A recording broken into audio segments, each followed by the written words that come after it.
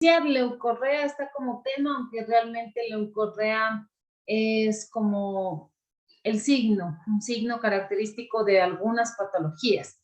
Entonces, la leucorrea como su nombre viene de leucos, que significa blanco. Hay algunas cosas que se llaman leucoplasia, que es una displasia igual blanquecina, los leucocitos, que son los glóbulos blancos. Bueno, leucos en general significa, no sé si es griego, realmente no sé de qué proviene, pero proviene de una palabra que leuco significa blanco, por eso se llama leucorrea. Entonces, la leucorrea es un flujo blanquecino no hemático. Ahora lo que se debe determinar es si este flujo es fisiológico o si es patológico. Si es patológico, cuál es su etiología, y vamos a ver cuál es el tratamiento y la prevención. El 75% de mujeres lo padecen a lo largo de su vida, o sea, la leucorrea es algo muy común en el área vaginal. Hay muchas etiologías, como vemos aquí: tricomona, clamidia, neisseria, cándida.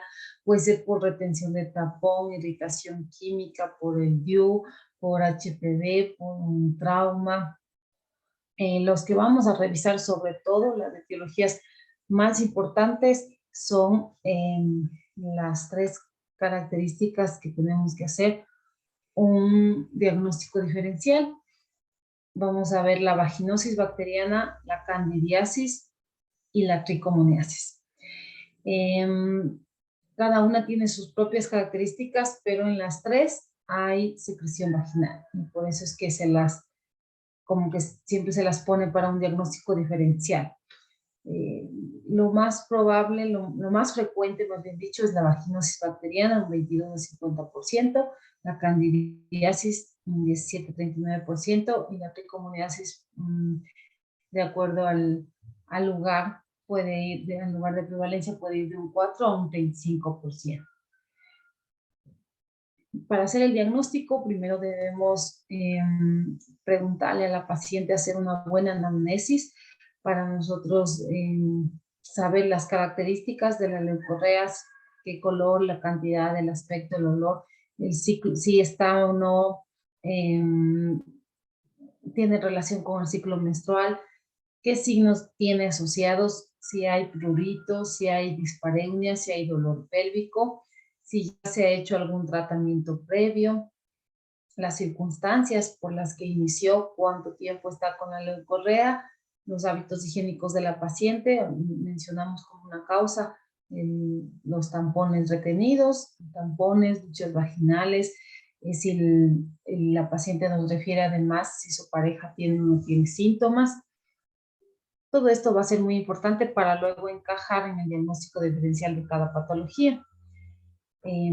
Al examen físico, vamos a explorar las circunstancias basales y de forma metódica hacer primero la especuloscopía. Con el espéculo observamos nosotros directamente cómo es la secreción, directamente observamos las paredes vaginales, observamos el cuello del útero.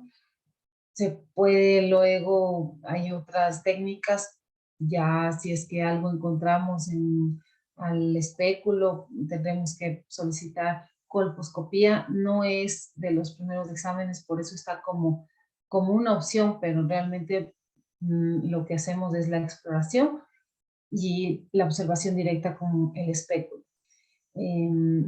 Podemos ver la presencia de un ectropio, el aspecto de la secreción cervical, el estado del endocervix, que eso lo podemos ver a través de la colposcopía.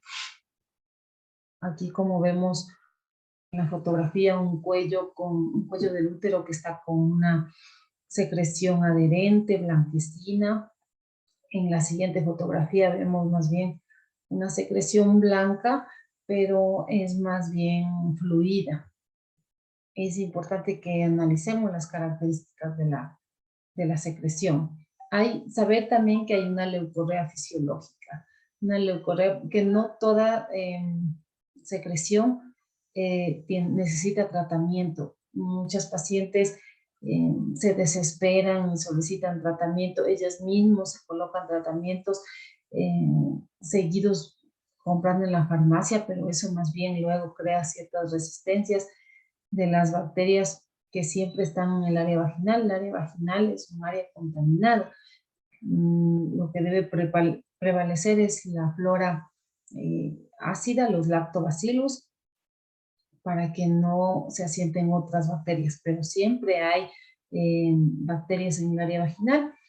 La leucorrea fisiológica puede tener un origen doble, una de una secreción cervical, el cuello del útero, porque tiene glándulas, puede producir una secreción preovulatoria antes de la ovulación, tiene un aspecto de clara de huevo, sí mancha un poco la ropa interior, pero es un aspecto claro. Hay también la leucorrea fisiológica aparece por descamación vaginal, la cual puede ser premenstrual, y esta más bien es como un aspecto lechoso. Tiene que ver mucho con los cambios hormonales que hacen cambios en el pH de la vagina. El pH ácido es el que normalmente se debe mantener en el área vaginal, que va de 3.8 a 4, los valores normales del pH.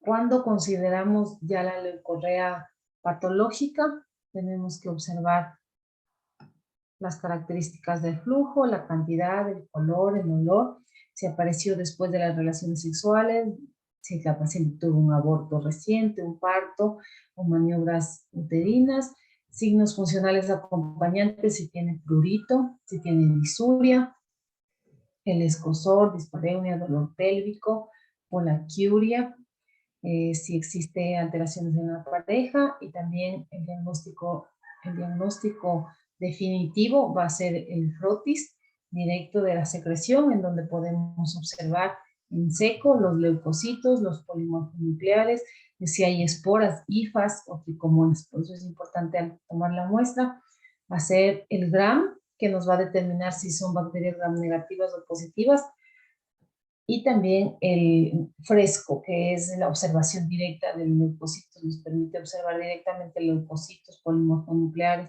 si hay hifas, que sería la forma activa de los hongos, y las tricomonas. Aquí hay un cuadro diferencial entre estas tres patologías más frecuentes en producir leucorrea. Tenemos la candidiasis, que es o también se lo llama la candidiasis vaginitis.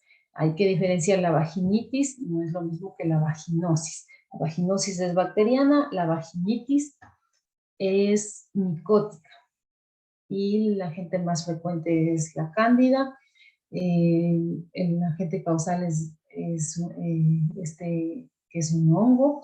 Los síntomas, por eso es muy importante, ya con la anamnesis nosotros podemos determinar o podemos irnos centrando cuál es el agente etiológico de esta paciente en particular. Si hacemos una buena anamnesis, nos va a decir si ha habido o no prurito vulvar, que es característico de candidiasis, prurito, irritación, si hay dispareunia, que es el dolor en las relaciones sexuales, disuria, y cómo las características de la secreción, eso nos va a decir la paciente. Nosotros tenemos que preguntarle, para ubicarnos en candidiasis tiene que ser un flujo blanco que tiene una apariencia grumosa, con eritema vulvovaginal. Eso muchas veces solamente con la observación directa al examen físico nosotros ya podemos diagnosticar una candidiasis. No es lo mejor, siempre es preferible pedir el grano fresco para que nos determine con exactitud el agente etiológico, pero de todas maneras tenemos una idea clínica, nosotros que a veces no disponemos de los exámenes a la paciente, sabemos que no va a regresar, con que le hagamos una buena exploración física podemos ya determinar el agente y ya podemos iniciar un tratamiento. O hay pacientes igual que por la patología, por la sintomatología, no van a esperar al resultado muchas veces y se le inicia un tratamiento empírico dadas las características de la secreción. Entonces, para pensar en cándida, un flujo blanco de apariencia grumosa. Tiene muchos grumitos pegados en paredes vaginales, pegados a nivel de cuello uterino, unas como placas adherentes. La característica en el pH, y eso nos reporta en Gramifresco, el pH, para que crezcan hongos debe ser un pH más ácido de lo normal. Es un pH menor a 4.5. Es también importante esto del pH porque con las otras patologías vamos a ver que hay diferencias del pH. El pH vaginal normal es el de 4.5, pero cuando hay hongos puede bajar el pH a menos de... En el frotis vamos a ver leucocitos y encontramos las formas activas de los hongos, que pueden ser los micelos, los pseudomicelos, las hifas.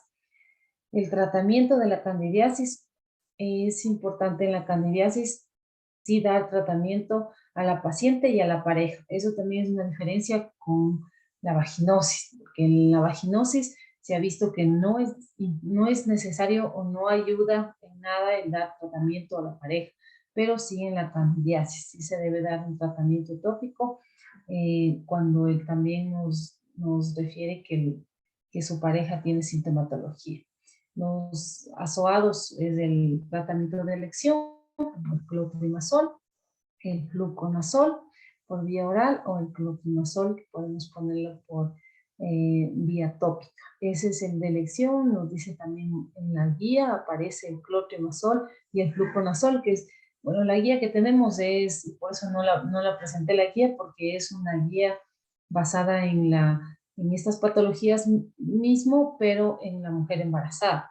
Ahorita estamos en el tema de ginecología, pero realmente vi que no hay ninguna diferencia en el tratamiento que damos a la paciente no embarazada que la que damos a la embarazada en cuestión de candidiasis. Son los mismos azoados, los tratamientos de elección, el clotrimazol por 7 días o más bien el fluconazol en una sola dosis de 150 miligramos. Hay candidiasis recidivantes que se recomienda el fluconazol semanal por al menos 3 meses, pero estamos hablando de una candidiasis aguda, una leucorrea aguda, en que el tratamiento de elección es del fluconazol en dosis única o los azoados.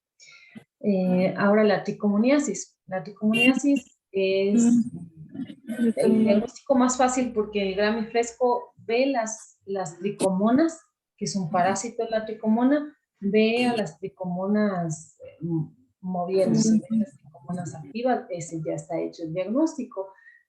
Aunque a veces puede haber tricomoniasis en las que la muestra no hayan encontrado tricomonas, pero ahí nos basamos en la clínica de la paciente. Los síntomas es que tiene flujo abundante, es un flujo abundante y purulento de mal olor. También la tricomoniasis tiene prurito, sobre todo lumbar, tenesmo en ocasiones, que son síntomas urinarios. La secreción es de un color espumoso, amarillento, verdoso. Esta es diferencia con la candidiasis. La candidiasis es el flujo blanco.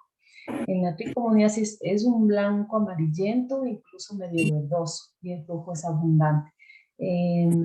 No tiene esos grumos, más bien es un flujo homogéneo y es espumoso, crea mucha espuma dentro del área vaginal.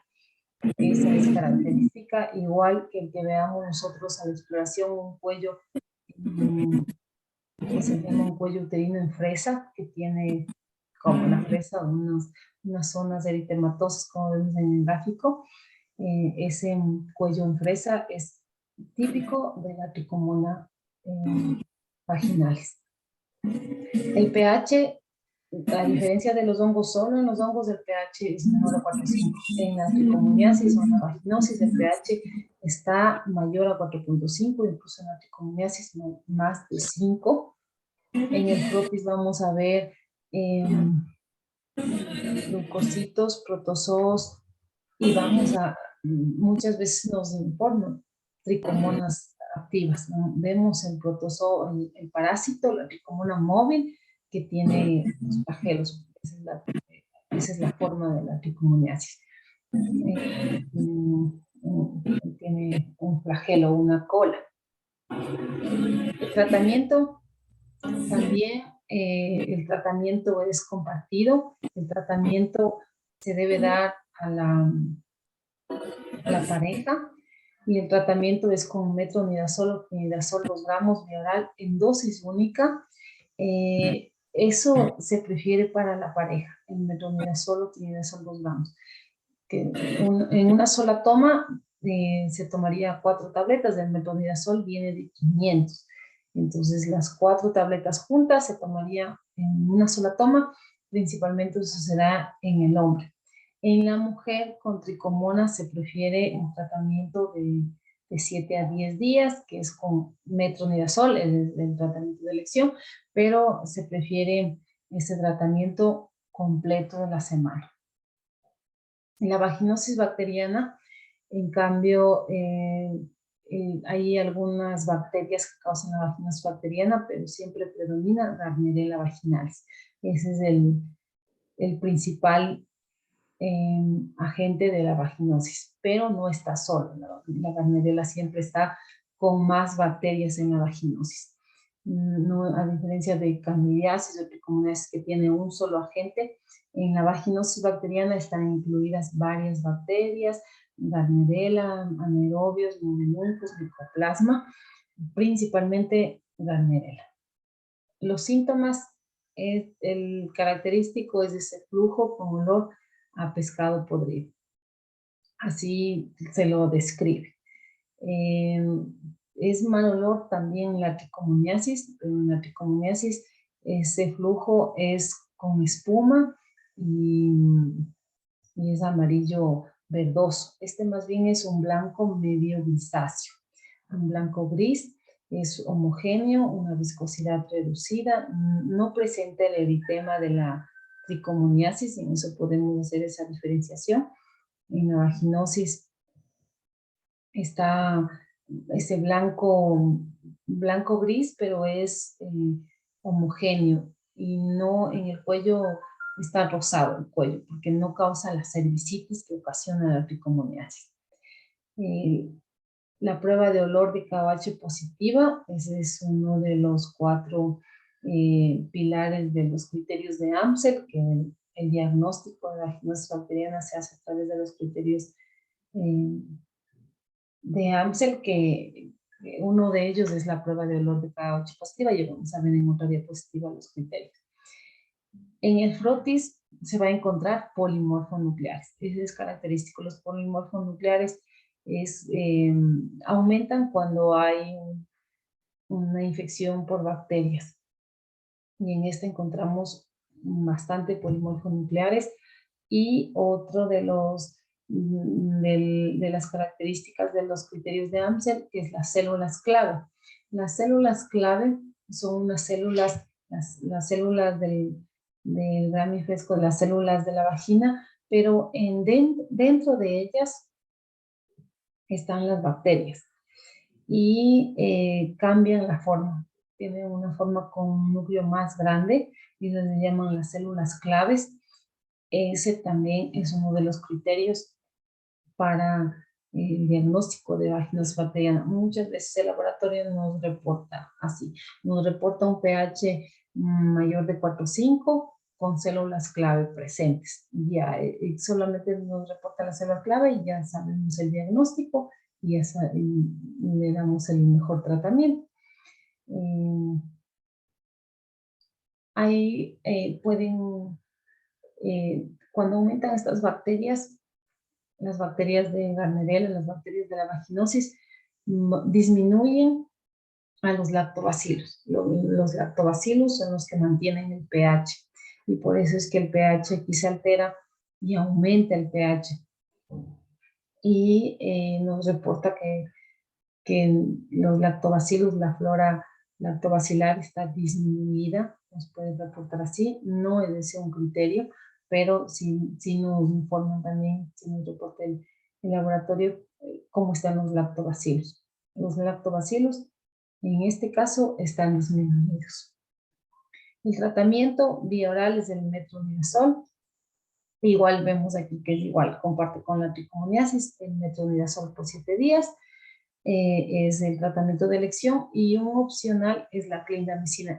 Realmente el tratamiento es el mismo que se utiliza también en el embarazado.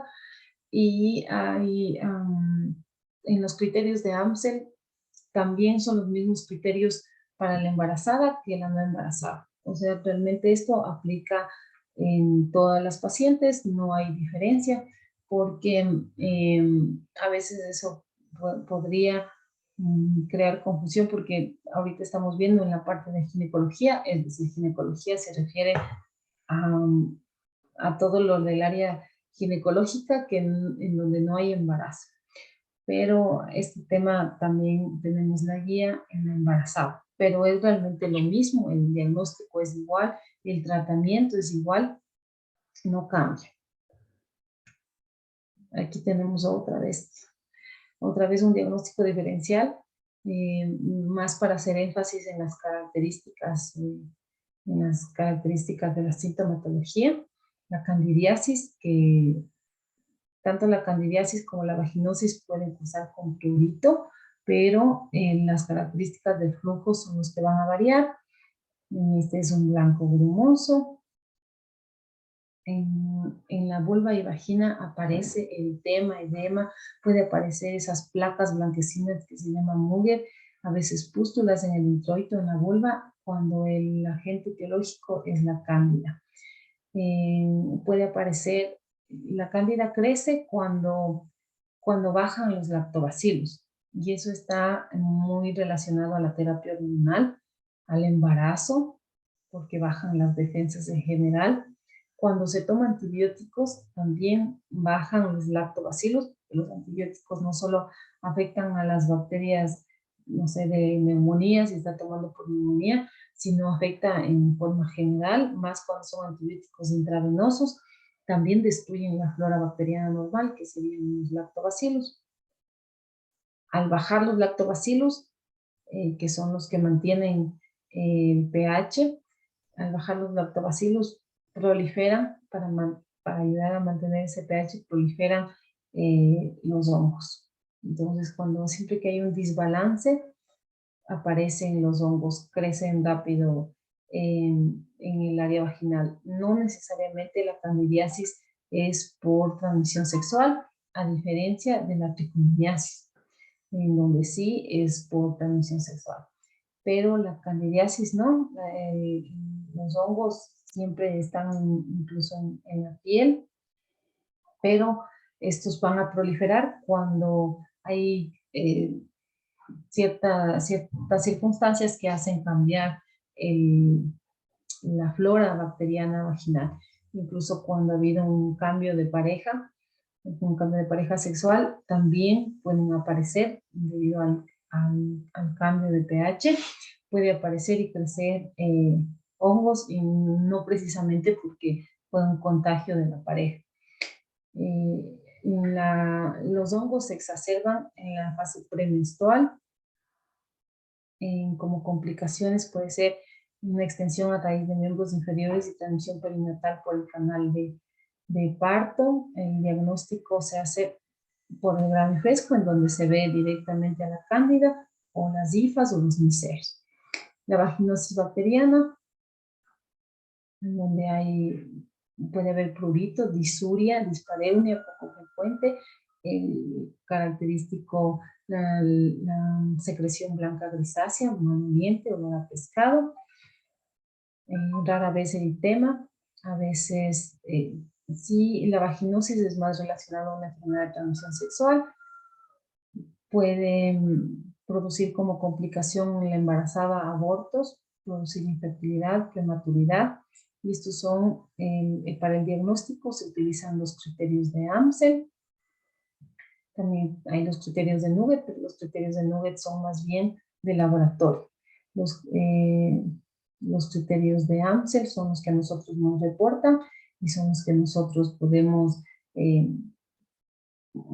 observar y podemos hacer con los parámetros que nos indica el diagnóstico. Estos son los criterios de AMSEL, la secreción, que es blanco-grisácea, del pH que está aumentado, el olor, que es el olor a pescado, y la presencia de células clave. Las clue cells son células clave. Esos 4 parámetros son los criterios de Amsel que se utilizan para vaginosis bacteriana. La tricomona la secreción que es amarillo verdosa, espumosa, el eritema, la inflamación, el cuello en frutilla que da. Si la tricomona es una ETS, es una enfermedad de transmisión sexual, se exacerba durante la menstruación, puede dar como complicación celulitis poscesárea, transmisión perinatal en el canal de parto, y el diagnóstico se hace con un examen en fresco en donde se observa directo a la tricomona. Y el flujo normal, que no tiene ninguna de estas características del flujo, la leucorrea fisiológica es una leucorrea que no es adherente, que no mancha porque más bien es clara. La vulva y la vagina están normales.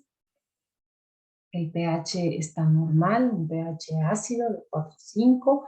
Aparece en el Gramifresco lactobacillus, que también son las bacterias buenas, por así decirlo, los lactobacillus, el KOH, que significa presencia de hongos, el KOH para hongos estaría negativo, o sea, todos los exámenes salen normales. Eso es importante porque hay pacientes, como les indico, que ellas se hacen tratamiento porque tienen la secreción. Por ejemplo, hay circunstancias como el ovario poliquístico que produce abundante secreción. Flujo normal, pero en abundante cantidad por las mismas, por hormonas, es dado por cambios hormonales. Pero es un flujo normal. Sí le predispone a esta paciente que tiene este flujo normal abundante, le predispone a que tenga un crecimiento de hongos o de bacterias, le predispone a tener más infecciones, pero tiene que saber diferenciar cuándo es un flujo normal y cuándo es un flujo patológico. ¿Ya? No sé si tienen alguna pregunta sobre las leucorreas. Buenas tardes, Doc. Sí, una pregunta, por favor, en el manejo del tratamiento. ¿Qué se le podría mandar a un paciente que tenga variedades de estas, de estas infecciones? Que tenga, una paciente que contenga todo eso. Sí, aunque en teoría no debería coexistir hongos y bacterias, porque estamos diciendo que los hongos están en un pH menor a 4,5 y que las bacterias están en un pH mayor a 4,5, aunque en teoría no debería existir, existe. Nos reportan IFAS, nos reportan micelos y nos reportan Gardnerella. Es frecuente. Se supone que no debería ser, pero sí hay, en la práctica sí hay. Y también nos reporta tricomona, como lo dice. Pero el tratamiento, como está indicado el metronidazol, tanto en vaginosis bacteriana como en tricomona, es el metronidazol el tratamiento. Y se debe adicionar el fluconazol o el clotrimazol por vía vaginal. Hay ahora varias presentaciones en donde vienen juntos, por ejemplo, el metronidazol con nistatina. Viene que la nistatina es como para los hongos. No es el de elección, pero también es un tratamiento para hongos. Vienen ahora varias presentaciones de clindamicina, que es la segunda opción al metronidazol, clindamicina con ketoconazol. Hay varios óvulos en esta presentación. Sí es mejor dar un tratamiento mixto. Lo ideal sería hacer el Gramifresco y de acuerdo a ese determinar. Si es una infección, son infecciones a repetición, se prefiere hacer un cultivo con antibiograma en donde nos indique cuál es el agente y cuál es el mejor tratamiento para esta bacteria en específico que tiene la paciente.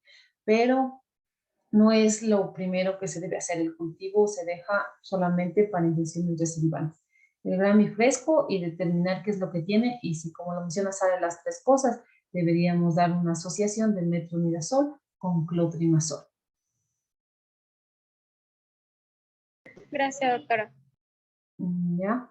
Doc, muy buenas tardes. Una consultita, disculpen, en referencia a las leucorreas.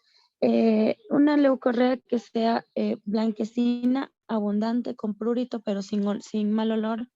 ¿A qué estaríamos enfrentándonos? ¿Alguna Estamos bacteria o...? hongo. Pensamos en hongo. El o- mal olor es de bacterias. Cuando no tiene mal olor, cuando es blanco, da prurito y no tiene mal olor, estamos frente a una cándida. Pensamos en cándida. La más frecuente en el 90% de los casos es cándida albicans. Hay otras cándidas, cándida glata, hay otras rarísimas, pero todas responden al tratamiento con los azoados, el fluconazol, el ketoconazol, el clotrimazol. Ese es el tratamiento de elección, pero esa es la característica, ¿no? Un flujo blanco, prurito, y no mal olor es hongos. Recordemos que el mal olor es las bacterias. Siempre que hay presencia de bacterias hay ese mal olor. O en tricomona también. Ya, Doc. Y metronidazol entonces no se daría en ese No, tipo de entonces en este tratamiento. caso no le daríamos, solamente le daríamos el clotrimazol. Clotrimazol o fluconazol. Ya, O mi Doc, muchas fluconazol gracias. vía oral, dosis única. Sí, yo sí me he encontrado varias veces cuando hacemos el especular con ese cuello del útero en fresa. Es frecuente. Y cuando ya vemos así con los puntitos rojos en el cuello y con flujo medio verdoso de mal olor también, es tricomona. Es tricomona y también el tratamiento es el metronidazol. Entonces, lo bueno es que el tratamiento eh, es, es como que para todo, el metronidazol sirve para todo, aunque hay pacientes que hacen recidivas y en ese caso sí es necesario hacer el cultivo y antiviral. Pero por lo general la garnerela, el mobilum, pues el micoplasma, que son los causantes de vaginosis, y la tricomona responden muy bien al metronidazol. Hay baja resistencia. Doctora, otra pregunta, por favor. En pediatría, ¿cuál sería el manejo? En pediatría, tenemos que hacer el análisis de la secreción porque muchas veces es normal. En los niños, sobre todo cuando está iniciando el desarrollo, cuando está iniciando la pubertad, pueden tener un aumento del flujo y no se les debe dar ningún tratamiento. A veces cuando ya se tiene una secreción de mal olor, sí nos hace sospechar en casos de AS, de abuso sexual.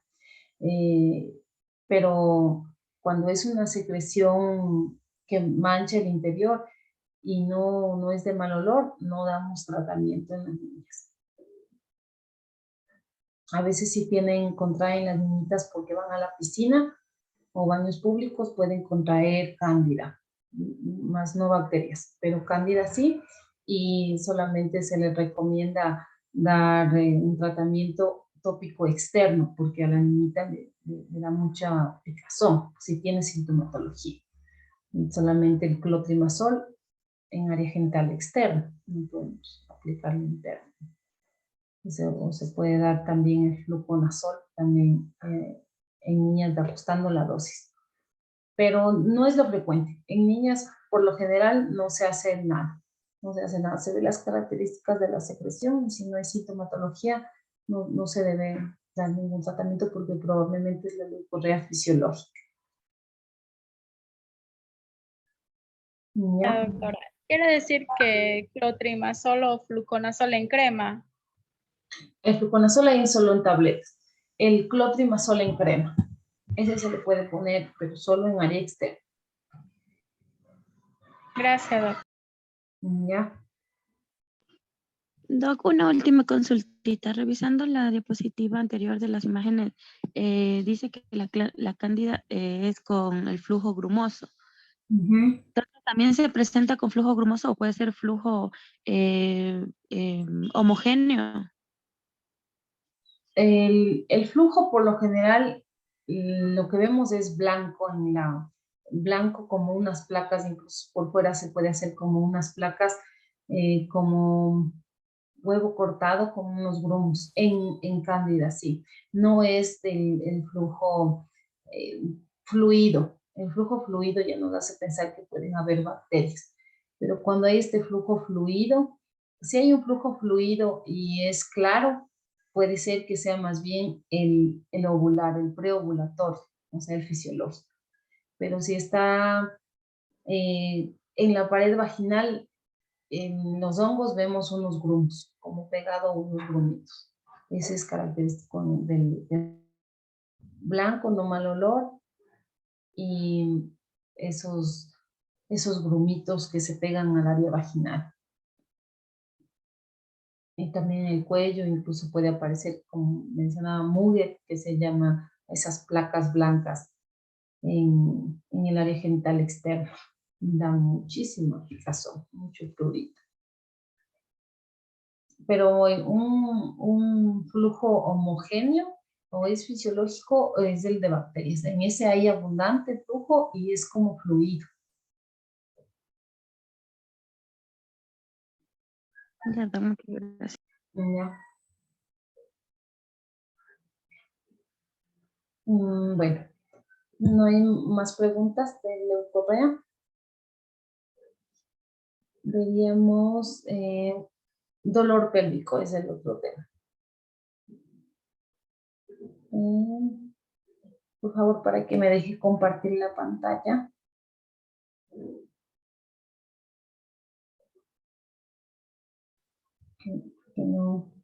Que no me deja compartir.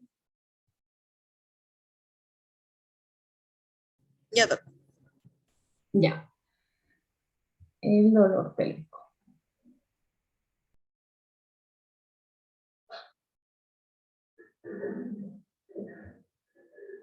Ya. Este es el otro tema, el dolor pélvico crónico. Nuevamente, no es una patología específica, sino algo que engloba a varias patologías. Es un síntoma que engloba a otras patologías de origen.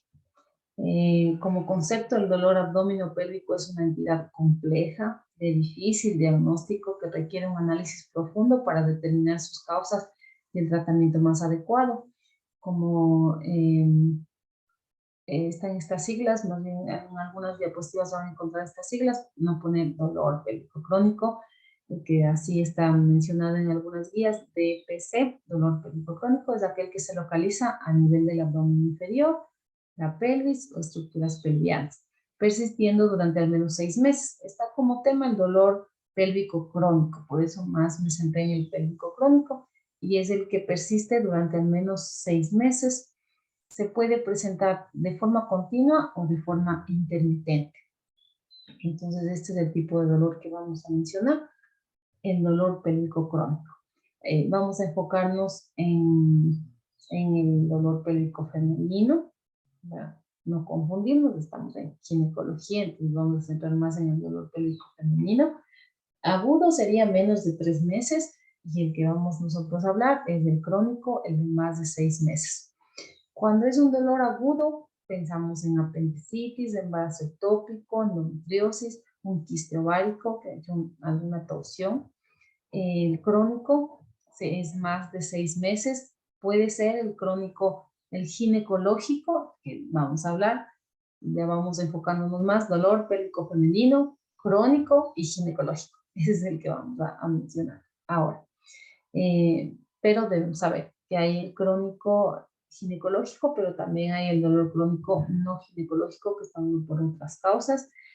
Y el ginecológico puede ser cíclico, que se presenta con un ciclo menstrual, o no cíclico. Estas son algunas de las causas de dolor pélvico crónico. Vemos ahí un gráfico de la pelvis, en donde tenemos tantas cosas. En la pelvis tenemos parte ósea, tenemos músculo, tenemos algunas de las vísceras, tenemos, vemos ahí intestino grueso, colon, útero, vejiga, asas intestinales también. Entonces hay algunas cosas que están dentro de este hueco pélvico y el dolor pélvico nos hace pensar que puede ser cualquiera de esas entidades la que causa el dolor. Como causa ginecológica están algunos, vamos a mencionar, los del tracto urinario, pueden ser las cistitis, las ITU recurrentes, síndrome uretral crónico, neoplasias. En el tracto gastrointestinal, colon irritable, obstrucción intestinal, divertículos, neoplasias. Músculo esquelético, tiene ahí todos los huesos de la pelvis, donde está el sacro, el coxis, el ilio. Aparte hay músculo, puede ser una mialgia del piso pélvico relacionado a problemas lumbares, un dolor pélvico periparto. Neurológico, también hay varias terminaciones nerviosas que pueden dar neuralgias, las hernias del núcleo pulposo, neoplasias, dolor neuropático, epilepsia, migraña. También hay un tipo de dolor relacionado con dolor de causa mental por abuso de sustancias, somatización, antecedente de abuso sexual físico, depresión, trastornos del sueño. Pero bueno, nosotros vamos a hablar sobre el ginecológico. Entonces, el dolor pélvico crónico de causa ginecológica puede ser cíclico, que se relaciona al ciclo menstrual, o no cíclico, que permanece continuo. El dolor cíclico, el que está presente en la menstruación, es la dismenorrea. También está la endometriosis, la adenomiosis. Hay un síndrome que se llama el síndrome premenstrual, que es un dolor antes de la menstruación.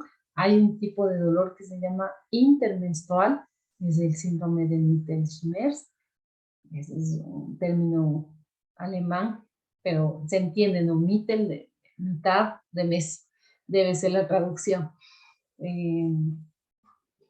A mitad de mes sale el óvulo y esta rotura del óvulo que sale del folículo del ovario para viajar por la trompa uterina es la que en algunas mujeres causa un dolor muy intenso.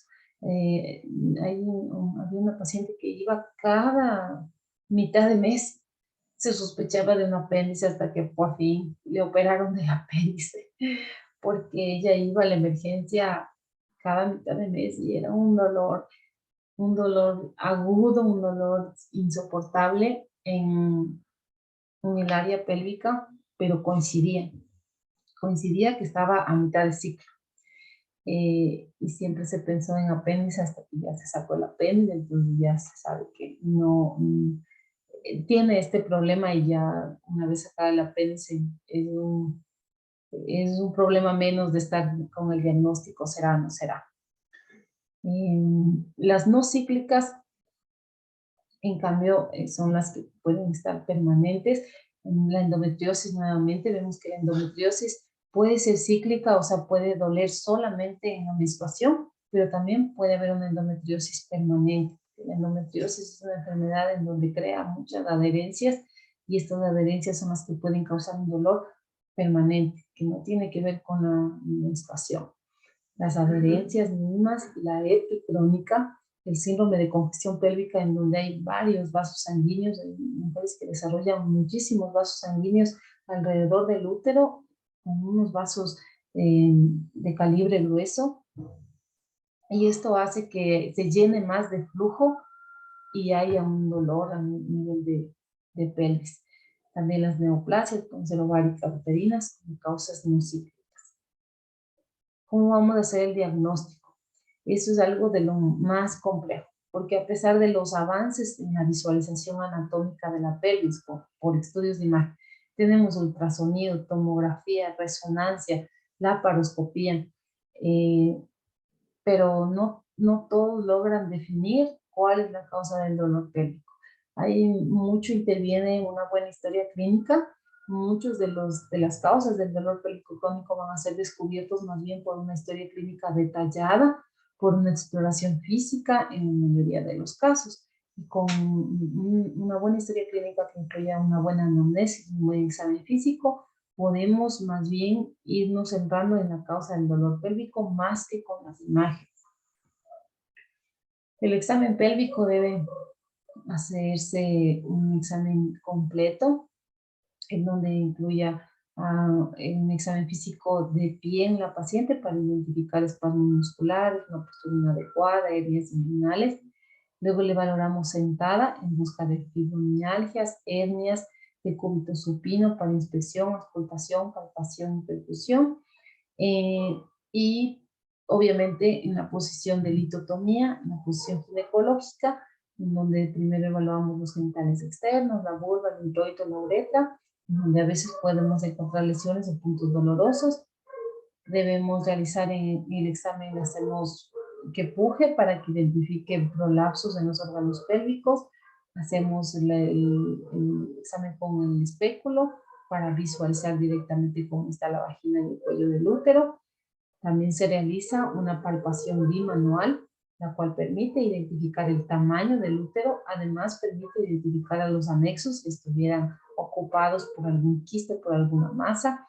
En pacientes con antecedentes de histerectomía, igual debemos examinar la cúpula vaginal y su relación con eventos dolorosos. O sea, el examen pélvico tiene que ser un examen completo, como les mencioné, solamente con la historia clínica y con el examen, con la anamnesis y con el examen pélvico completo, ya se puede diagnosticar la mayoría de causas, más que la ayuda de imagen.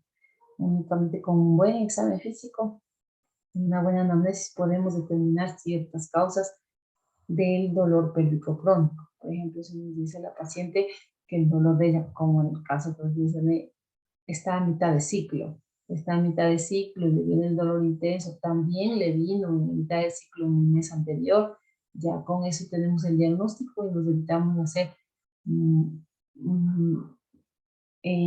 cirugías innecesarias, por ejemplo, la del apéndice que por fin hicieron a la paciente, una apéndice blanca. Nos evitamos de seguir haciendo estudios de imagen cada mes y ya nosotros hemos hecho la buena anamnesis.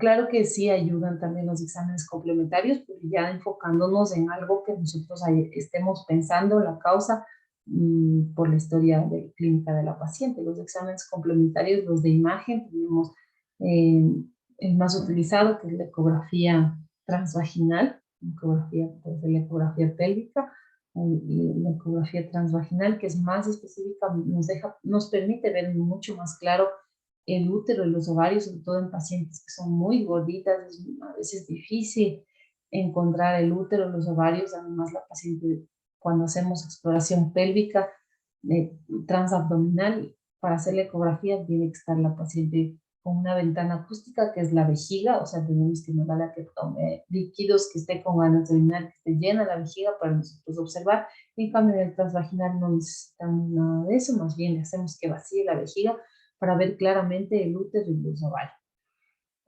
De todas maneras, aunque vemos así, claro, el útero y los ovarios, la ecografía tiene una sensibilidad muy reducida para identificar implantes endometriósicos. La endometritis es una de las principales causas de dolor pélvico, pero no se observan, no se pueden observar, a menos que sean de amplia experiencia y que ya tenga la clínica de la paciente para detectar algún implante endometriósico. La endometriosis es el endometrio, el tejido endometrial que sale al útero, invade al útero, trompas uterinas, los ovarios, y como es unas células que en cada mes producen cambios en el endometrio, produce un crecimiento. Eso hace que cada mes estas células que están fuera del útero también vayan creciendo.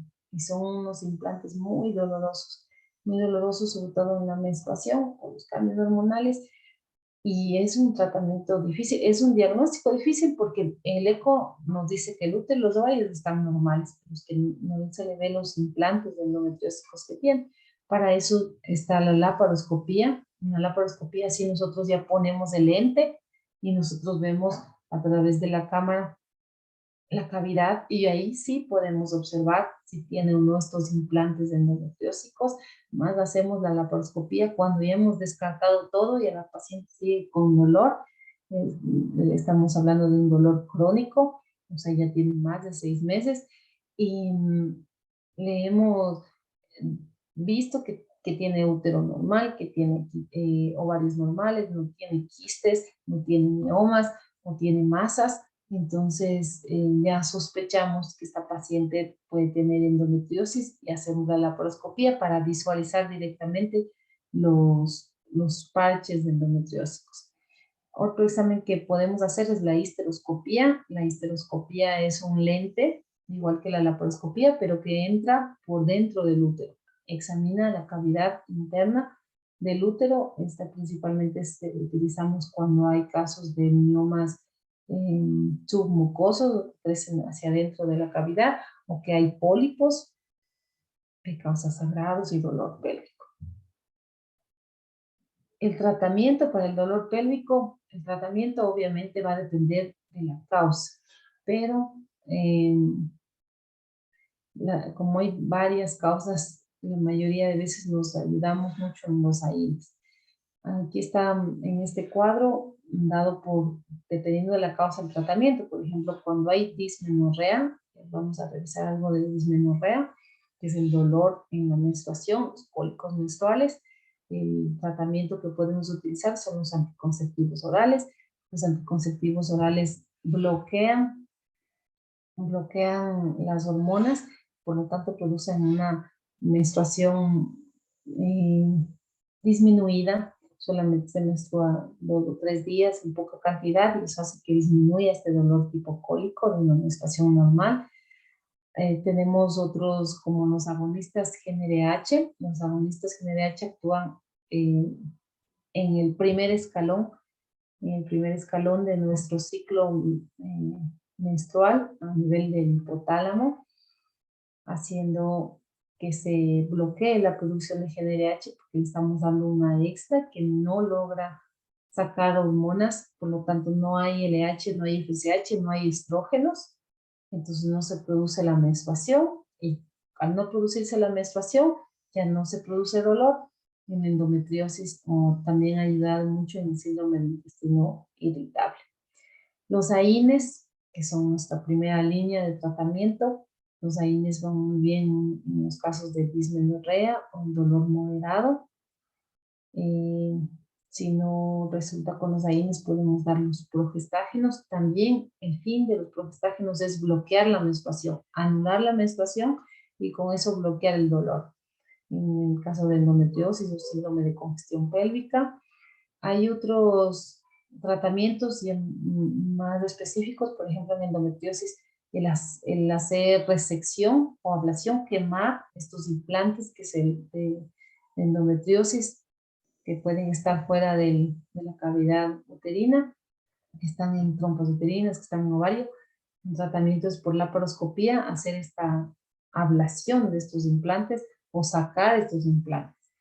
Eso ya en estadio 1 o 3 de endometriosis. La neurectomía presacra también es un procedimiento que hacen los neurocirujanos.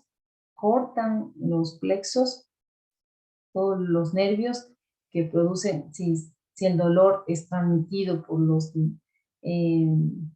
los nervios que van hacia la médula espinal y luego llegan al cerebro y nos hace sentir el dolor por los receptores. Al nosotros cortar la vía, es una buena teoría, ¿no? Es una buena teoría cortar la vía, cortar estos nervios, y con eso terminar el dolor. Lo malo es que luego los nervios, igual que los vasos sanguíneos, cuando se hace la ligadura de hipogástricas, por ejemplo, le bloqueamos el flujo, pero luego el organismo crea nuevos vasos. Igualmente pasa con los nervios. Bloqueamos todo este plexo de nervios, cortamos, y a veces se saca incluso estas raíces nerviosas, se sacan, pero el organismo vuelve a desarrollar, pero sí ha demostrado que ayuda muchísimo en pacientes en los que no se logra controlar el dolor, sobre todo cuando es endometriosis. El problema de la endometriosis es que se llenan los implantes, hace a veces pelvis congeladas, unas pelvis que están llenas de parches de endometrio, y no se puede sacar, está todo pegado, y lo que se hace, y es una buena opción, es la neurectomía presacra. Antes también hay estudios anteriores en donde dicen la ablación del nervio uterino, también teóricamente parecería una buena opción, solamente al nervio uterino, quemarle y con eso acabar el dolor que viene derivado del útero. Pero por este sistema mismo de que nuevamente se creen raíces nerviosas, no dio resultado. Esta ya no se indica, no está recomendada. Y algo importante en todos los tipos de dolor pélvico crónico es la psicoterapia adyuvante. Hay mucho del factor psicológico en los dolores pélvicos. Nos vamos a enfocar en dos etiologías específicas, la dismenorrea y la EPI, y como lo mencionan en la lista de temas que ustedes tienen, está el dolor pélvico y está especificado dismenorrea y EPI, por eso es que me he enfocado más en estas dos etiologías. La dismenorrea es el dolor uterino en la menstruación, puede haber una dismenorrea primaria, donde no hay ninguna causa, solamente le duele en cada ciclo menstrual, y una secundaria en donde sí hay una causa, por ejemplo, un tumor, que es el que provoca el dolor menstrual. La dismenorrea primaria, se cree que este dolor es dado por las contracciones uterinas y la isquemia, dado por prostaglandinas. Se ha encontrado en el sangrado menstrual abundante prostaglandina F2-alfa, que es un potente estimulador miometrial y vasoconstrictor. Recordemos que cuando ya no ha habido embarazo, todo ese endometrio formado, ese endometrio residual que se formó para anidar un embarazo en caso de que lo fuera, todo eso sale en la menstruación. Y para que salga se desarrollan unas ciertas contracciones dentro del útero para expulsar ese sangrado. Hay mujeres que desarrollan mucho más la prostaglandina F2-alfa y por lo tanto tienen mayor dolor. Hay otros mediadores inflamatorios posiblemente asociados con las propias contracciones uterinas prolongadas, una disminución en el flujo sanguíneo del miometrio. La dismenorrea primaria por lo general inicia al principio, o sea, ya se tiene desde que empezó a menstruar o al menos dentro del primer año después de la menarquia, y es una dismenorrea que es casi invariable en los ciclos ovulatorios, es decir, en todas las menstruaciones tienen dolor. Hay mujeres que tienen, dicen en ocasiones, esa más bien podría ser una dismenorrea secundaria, puede ser que tenga algún factor que le hace que en ocasiones venga dolor, pero la primaria, y la primaria es la más frecuente, los cólicos menstruales de causa no determinada.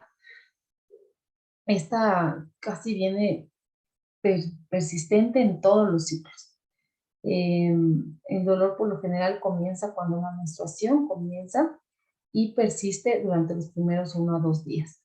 Es un dolor hipocólico, es espasmódico, y se puede irradiar a espalda y muslo. Incluso estos mediadores de inflamación y de dolor pueden hacer un problema de malestar general, causar fatiga, náuseas, vómitos, diarrea, dolor de espalda, dolor de cabeza, que está dado por los mismos mediadores que ocasionan el dolor pélvico. Aunque no hay una causa, sí hay algunos factores que contribuyen a la dismenorrea primaria. Esto es el pasaje de tejido menstrual a través del cuello uterino. Cuando el cuello uterino es muy cerrado, entonces tiene que atravesar con más fuerza para salir ese tejido menstrual. O también cuando hay mucha cantidad de tejido menstrual y tiene que atravesar el cuello uterino que está pequeño. Entonces, este es un factor que se cree y se puede incluir en que causa dolor en la menstruación. Este que ya les mencioné, los altos niveles de prostaglandina F2-alfa en el flujo menstrual, que se ha visto en algunas mujeres, es el tener muy cerrado el orificio cervical cuando no han tenido hijos, y por eso es que sí mejora la dismenorrea después de haber tenido un hijo, por ejemplo, después de un parto, porque ya tiene un poquito más abierto el orificio cervical. Cuando está muy estrecho, muy cerrado, eso también es causa de dolor, porque tiene que atravesar con más fuerza, hacer una contracción más enérgica para poder sacar el tejido menstrual. Cuando el útero es la posición es anómala, lo normal es tener un útero en anteversoflexión, es decir, hacia adelante, pero hay mujeres que tienen el útero en retroversoflexión. Cuando el útero está hacia atrás, es más difícil, o sea, tiene que hacer un poco más de fuerza para lograr sacar todo, para poder vaciar toda la menstruación que tiene dentro, y por eso causa dolor. La falta de ejercicio, un factor contribuyente es el sedentarismo. La ansiedad por la menstruación, menciono la parte psicológica, es también un fuerte desencadenante del dolor pélvico. Y factores de riesgo para síntomas graves es el que haya tenido una edad temprana de la menarquia, los periodos menstruales largos e intensos, es decir, que tienen mucha cantidad de sangre. El tabaquismo también se lo considera un factor de riesgo. Antecedentes familiares de dismenorrea, es decir, la mamá o la hermana mayor también tienen cólicos, probablemente también tenga la hermana menor. Y esto de que los síntomas tienden a disminuir con la edad y después del embarazo, que por el factor que les había mencionado, que como que ya se abre un poquito más el cuello del útero y es más fácil la expulsión del tejido menstrual. Ahora la dismenorrea secundaria. En la dismenorrea secundaria hay un problema y ese es el que provoca el dolor de la menstruación. Lo más común es la endometriosis. Se ha mencionado tanto la endometriosis como causa de dolor pélvico, como causa también de dismenorrea secundaria. Es la causa más común. La endometriosis puede ser, eso vimos al principio, la endometriosis puede ser de causa cíclica, o sea, que se presenta solo en las menstruaciones, o de causa no cíclica, cuando ya es una endometriosis avanzada, que se presenta permanente, pero inicia siendo de causa cíclica, es decir, con el ciclo menstrual, con la menstruación, porque hay una producción de las células endometriales y estas están pegadas afuera, como vemos en el dibujo, está pegado por el útero, por los ovarios, por las trompas, estos parches de endometriosis. La adenomiosis uterina es igual que la endometriosis, pero solo está dentro del músculo uterino. Los miomas también pueden causar dolor, causas menos comunes como malformaciones congénitas del útero bicornio, el útero septado, un tabique vaginal transverso, cuando hay quistes ováricos y tumores, adherencias intrauterinas, un dolor psicógeno, dispositivos intrauterinos, principalmente el DIU de cobre, también da un dolor hipocólico.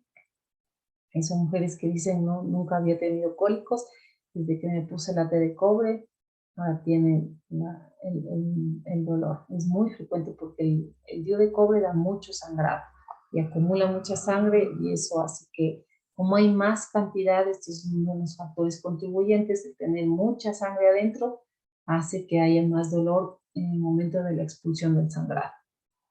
¿Cómo hacemos el diagnóstico? Igual que los dolores pélvicos, basados en una buena anamnesis, un buen examen físico, y podemos solicitar exámenes complementarios, más que todo para verificar si la dismenorrea tiene algún factor secundario, o sea, tiene algún agente causal que lo convertiría en una dismenorrea secundaria.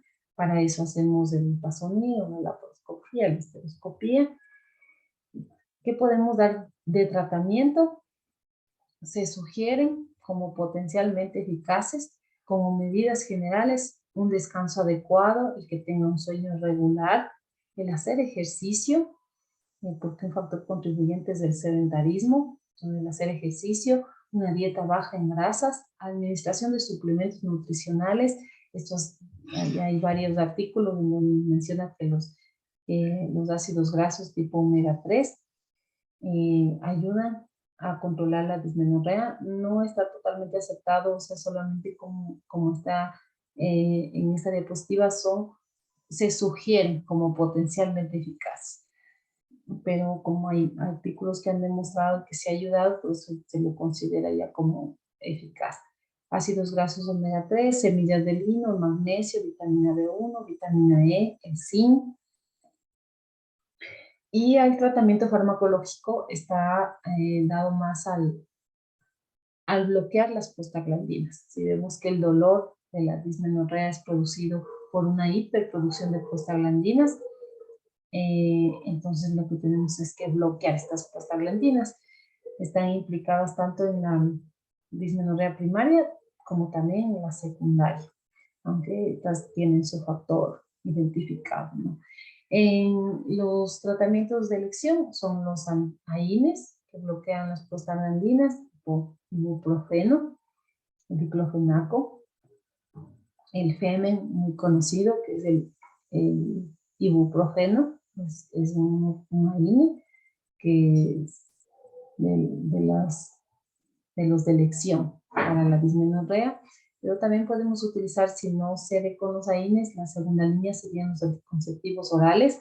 Los anticonceptivos orales bloquean la menstruación, así que menstruen muy poquito, solamente 3 días, y con esto bloquean el crecimiento si hay un tejido endometriósico fuera del útero, no crece porque está bloqueado los estrógenos, no hay producción de estrógenos, no hay producción de progesterona cuando se está utilizando los anticonceptivos orales, y como no hay nada de estas hormonas, no hay tanta producción de niveles de prostaglandinas y por lo tanto no hay dolor.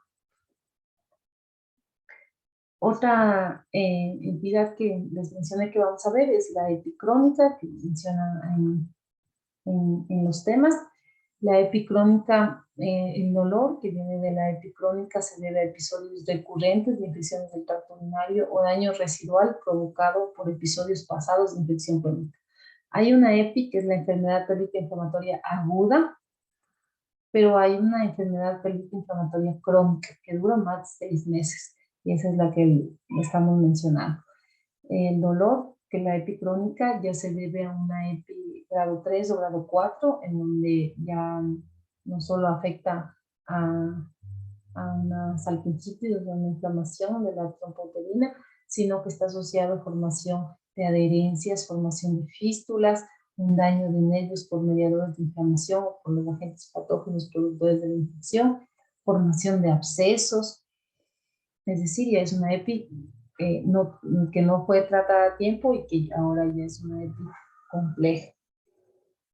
La etiología, hay varios gérmenes aislados en la EPI, Neisseria, clamidia, que son enfermedades de transmisión sexual. Hay varias bacterias igual aerobias y anaerobias que están inmiscuidas en la EPI. Por lo general en la EPI el tratamiento es antibióticos de amplio espectro que traten de abarcar todos los gérmenes que están aislados en la EPI. El diagnóstico se va a hacer por la anamnesis, una buena anamnesis, un buen examen físico. Si hay una paciente que ha tenido vaginosis recurrentes, puede desarrollar ya enfermedad pélvica inflamatoria. Se puede realizar porque la EPI crónica ya es una EPI en donde ya hay formación de abscesos, formación de fístulas. El tratamiento, el diagnóstico se lo hace mediante la laparoscopía. No solo el diagnóstico, sino también el tratamiento, porque se pueden a través de la laparoscopía drenar los posibles abscesos, realizar adhesiolisis. Es importante realizarlo lo más pronto posible, el diagnóstico, ya que se ha relacionado hasta un 11% con infertilidad. Además, estos pacientes tienen hasta 6 veces más de incidencia de desarrollar un embarazo ectópico, porque son trompas que quedan con secuelas de inflamación. El tratamiento es la antibiótico-terapia, así como el drenaje de posibles abscesos formados. Es decir, antibiótico, se puede dar antibiótico intravenoso en hospitalización o incluso la cirugía, que sería extirpar los abscesos o las fístulas o el síndrome adherencial que crean estas EPIs crónicas. De primera lección, lo que utilizamos siempre en la EPI, como amplio espectro, como están varias bacterias inmiscuidas en el origen de la EPI, el tratamiento es la ceftriaxona en dosis única, pensando en Neisseria gonorrhoeae. El tratamiento de la gonorrea es la ceftriaxona en dosis única, y eso es lo que se da al principio, y luego, ya pensando en clamidia y en el resto de agentes etiológicos, doxiciclina cada 12 horas con más metronidazol. El tratamiento debe ser durante 14 días. Se puede dar como segunda opción cefoxitin más probenecid, dosis única, también pensando en Neisseria, más doxiciclina metro. Y la otra opción es ofloxacina o levofloxacina más metronidazol durante 14 días. no de elección cuando hay sospecha de gonococo. Para el gonococo, el tratamiento es la ceftriaxona. Por eso es que en las quinolonas y siempre en la EPI sospechamos de Neisseria porque es uno de los agentes etiológicos. Por eso es que es de la tercera y última opción en utilizar las quinolonas por la alta resistencia que ofrece Neisseria a las quinolonas. En la primera elección, ceftriaxona, más doxiciclina en metro. Como alternativos, no son consideradas de primera línea, es dar ceftriaxona más acitromicina en vez de la doxiciclina, o moxifloxacina de 14 días, por 14 días. No es de primera elección, ahí puede dar un daño hepático, riesgo cardíaco, la moxifloxacina, porque debemos dar en la EPI largo tiempo, 14 días, como mínimo de tratamiento. ¿Ya? No sé si tienen alguna pregunta sobre dolor pélvico.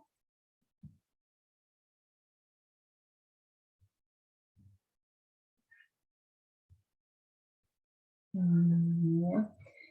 Bueno, de dolor pélvico es que hay tantas entidades, pero debemos tratar de buscar la que está produciendo el dolor. Y es que, como vimos, hay un cuadro inmenso de entidades no ginecológicas, porque como en la pelvis, en la anatomía de la pelvis, están vísceras, músculo, parte ósea, cualquiera de estas etiologías, cualquiera de estos elementos de la pelvis puede dar el dolor.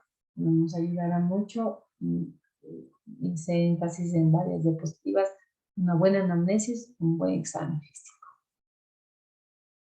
¿Ya? ¿Una pregunta sobre dolor pélvico?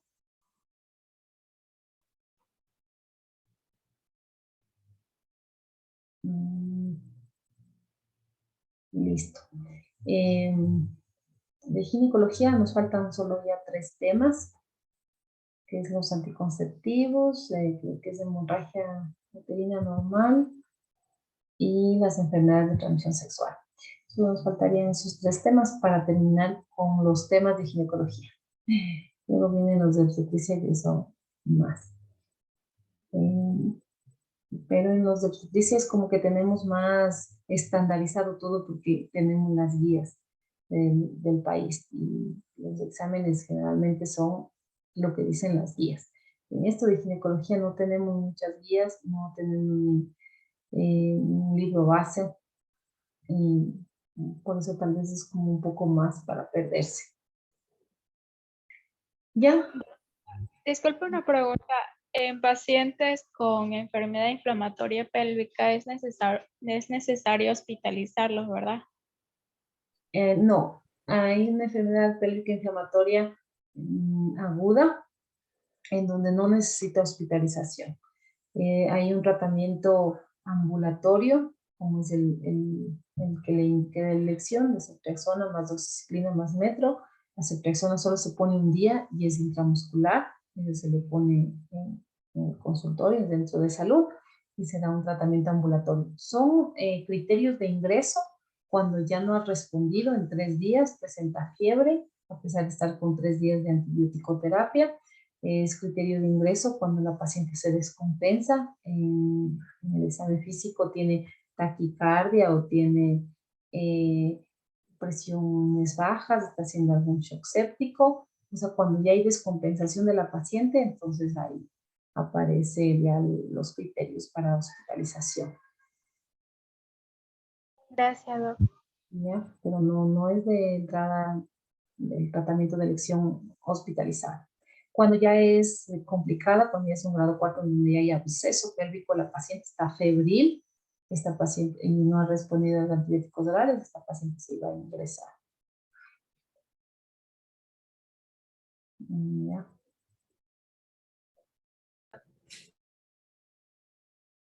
¿No hay más preguntas?